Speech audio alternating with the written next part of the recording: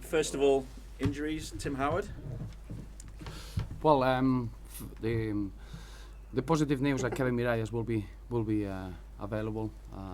We got Tim Howard and probably Mo Besic and John Stones probably will be too early for them to be involved. So apart from Kevin Miralles, I expect the same squad that we had against Newcastle. As regards Nias, would he be ready to take part as he had international clearance, etc.? We're waiting just to get the paperwork done. I think this morning was important in terms of getting the final step of that paperwork, and we're hopeful that they'll be able to be available. If it's not this weekend, obviously, clearly it'll be next weekend against West Brom. But in terms of the paperwork, probably we're 24 hours away to be able to complete everything.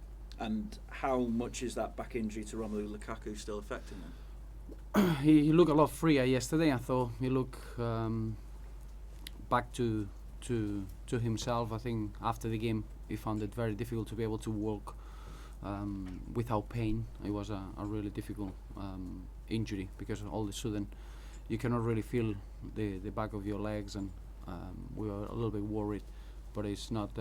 There's no further damage, and it's just making sure that he can get the feeling back and he could join in training today, and we'll make assessment depending on how good he's feeling today in training. I mean, has Romelu overall been affected? He had that injury against Manchester City as well. He's been playing a little bit with pain anyway. I mean, he obviously hasn't scored a league goal through January. Well, that's what Rom is. He never wants to miss games. Even when he had the knock in the game, he wanted to run it off, and he stayed on the pitch probably over 12-13 minutes where he couldn't really move around. But he's a footballer that he never misses games. He's reliable, and that's why I feel very positive towards him being available, because he knows how to make himself available for games. It's always important for a striker to have that consistency throughout the season. I think Rom is being given us that, and I hope that he can feel pain free. Just away from Everton, slightly off topic, but Yarmolenko has reportedly said that it's better to play at Everton rather than go to Barcelona, take a selfie with Messi, put it on social media and get 1 million likes and be pleased with yourself. What do you make of that? Well, obviously it's something that I wouldn't comment about a player that is not registered with us, but we all know that Andrei Yarmolenko is probably one of the best footballers of his generation in his country. He's a captain, he's a leader, and he's someone that he's got his own target and his own ambition. So to get that sort of comment from him is very pleasing for everyone at Everton. But clearly we are very respectful not to comment on a player that is not at our football club. And in regards of Joel and the way he's played when he's stepped in this season, does he now deserve a run in the Premier League? You look at his record: 7 wins, 1 draw, 1 loss, 4 clean sheets this season. Well, I think what it shows you that we got a phenomenal goalkeeper ready to take his opportunity, and that as it happens, the time that Joel has had at the club has been just focused on developing himself, on working, on getting to know what it takes to play for Everton. I think he's taken an incredible help from Tim himself. There's a real good chemistry between those two and the goalkeeping coach, and that's what you need in a football team. You need players that they're ready to get their moment and wait for their opportunities, and I think Joel has done that really, really well. But as I say, the first person that he was ready to welcome in with open arms in the dressing room was Tim Howard, and I think that's just an example of how important Tim is to be around the players even when he's injured. Is your decision getting more difficult though once Tim is fit again? No, really, no. I think we need to go step by step. What we really enjoyed is the clean sheet that we had on Wednesday, and Joel had a really important performance on that. I think the whole back four, we wanted that continuity from the Carlisle game, and to get 2 clean sheets back to back in different competitions, different environments. It shows you that we are ready to kick on, and Joel deserves huge credit for the way that he's handled the situation, and football makes the decisions, and clearly we hope that Joel can enjoy his football. When you say you're ready to kick on as well, would the proof be that you would be able to record back-to-back Premier League wins for the first time this season? Well, first and foremost, we're facing a really tough team. I think Stoke, they've been in a very similar period of games than ourselves. They were involved in the semi-final of the League Cup. That brings that extra amount of games, but they got a phenomenal home record. If you look at their season, they played 4 consecutive away games, and we know that we're going to be facing a team that they are full of flair, that they got real quality, but in the same way they're a very competitive side. But we're looking forward to try to build on the win that we had against Newcastle, and we see in this game as a really important game in our season. You're looking at the small margins between the teams in the positions now in the table. From now to the end of the campaign, every point is going to have an extra significance, and clearly when you play against teams that they are around you in the table, bring that importance. So we know what we're going to face. We know how difficult it is to visit the Britannia Stadium, but I just feel that mentally we're in a good moment, and we look very confident looking forward to the fixture. In some ways then, is it a good time to catch them, because they've obviously reacted to going out of the League Cup with 2 straight defeats, whereas yourself, you picked up those 2 wins? I don't think it works like that. I think Stoke are a very experienced side as well. I don't think they're going to take any hangover from any of the results. If anything, you see in a football club that they are growing, that they are developing. They got into the semi-final of the League Cup, and for the right in the right path and in the right way. They got some outstanding individuals with an incredible individual quality, and that's the way that the Premier League is turning into teams, that they can make real good investments and bring good footballers, and it becomes harder and harder for anyone to win a football game. And I think for us, we're looking forward to go to the Britannia and see how well we can settle in, and how well we can compete against probably one of the most talented Stoke sides that we've seen for a long time. And now, do you set yourselves a points target that you would be happy with, whether it's a total in the Premier League or the points you want to accrue between now and the end of the season? Well, I think where we are now is until the FA Cup 5th round, we got 2 very important games in the league, and the focus is in those 2 fixtures. We got Stoke away and West Brom at home, and I think that's the only target that we got in mind.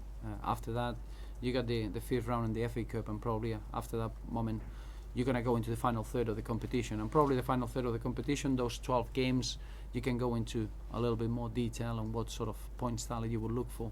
Is where you always try to set your goals in any season, any league campaign. You got 10 months to try to divide it into a period where you're working towards having as many points as we can, and then in the final third you can set your final goal, and clearly that's going to happen after the FA Cup 5th round. And how much confidence do you have on the road when you've lost just 1 of 11 away in the Premier League? We've been very confident throughout the season. I think at home it was very important to perform in the manner that we did against Newcastle, in a very solid manner. We all know that we can score goals, and we always a threat going forward, but to keep that clean sheet and defend with a real good intensity, and we look very solid. I think that was important. Away from home, we only collected 1 defeat so far, which is a great record, very similar to the one we had 2 seasons ago. But in the same way, we know that probably the Britannia Stadium is one of the hardest places that you're going to get in this league, so the focus is clearly on being as good as we can and be as fully recovered from the amount of games that we had in a short period of time. And Ross Barkley, 11 goals in 31, scored in 3 successive club games for the first time in his career as well. How do you view his development over the 100 Premier League games? I mentioned after the game that I think we've seen a player that is already a reality. I think he's become very mature in what he does. He's obsessed on getting better and working hard for the team. And when you got the world-class qualities that he has as an individual, when you got that mindset of being a team player and wanting to learn, that's what makes him very different. And for me, at the age of 22, he's an important player. He's not a young player anymore. 100 games in the Premier League, in the way that he's been playing in the last 30 games, is clearly one of the most talented English young players that we have. You always, as well, despite the praise, give the impression that there's more to come from Ross as well. So what is the next step for him? What does he have to improve to make that next step in his development? I think it's consistency in terms of any young player. When you're talking about how can you improve, I think Ross is looked really clear in his role on the pitch, and the way that he's capable of taking responsibility in the most difficult moments of any stage of the season. In any moment of the game, he's always there, always showing for the ball. I think as a young player, all you want is consistency and being able to replicate that level for a long period of time and carry on having that influence in front of goal. You're looking at the amount of assists, the amount of goals that is scored this season is just is a very good return, and Ross has got the right mentality to become a player that he can fulfill his potential without a doubt. He's one of the players that you know that you can rely on the character. And is it decision making that you see getting better week to week? I think it's for everyone to see. It's been the biggest improvement on Ross's performances, but he plays with a smile on his face. It's a real enjoyment to see him, the way that he's been developing, and all he needs is to be injury free, to have that look that the game has to give you at times, but from his point of view or his part, is gonna be a very influential player for us. Just one quick one, if I may. Just looking back at the 4-3 at Goodison Park, at Stoke, would you settle for just a scrappy 1-0 win? Is it maybe time to get ugly for Everton?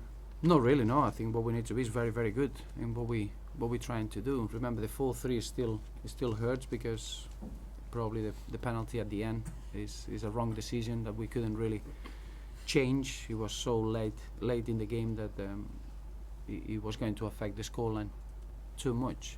It was a game that, again, Stoke scored 2 very good goals. Probably we were a little bit loose in those 2 actions. From there we turned it around and we showed the typical character that we have, and when we got into the 3-2 leading position, we couldn't control that game in the manner that we would have liked. But it's making sure that we improve all the time and we get better. I think our performance against Newcastle showed a completely different way of managing the game when we got the lead, and that's been a real important part of our performances at home this season. Away from home, we found it a lot easier to manage those games, but we're looking into a team that we got becoming better because of the experiences that we had, because of the games that we've been through, and clearly playing against Stoke will be a good opportunity to show if we moved from that game at Goodison not long ago. You spoke of Ross's role there in the team and how he's grown into it. Do you feel now you've got more players who are capable of taking control of games? Because one of the accusations that leveled at the team when they weren't performing as well was that they didn't have enough leaders. But do you think you've got enough players now who can sort of take that control of games? I think we have. We are so blessed with the talent that we have in this squad, and it's not just the talent. We got a lot of strong characters, hungry players that they want to be successful, and the mixture in the dressing room is really good. Of course, you need to get through painful experiences at times and painful lessons to learn and to become stronger as a team, and we've been through those moments, and now is the time to produce the results and make sure that we show that we've learned in this season's events. I'm looking at the young players all the time, becoming better, becoming more aware of what's needed. The experienced players understanding that the competition for places is getting stronger and stronger, and this squad is not going to stand still.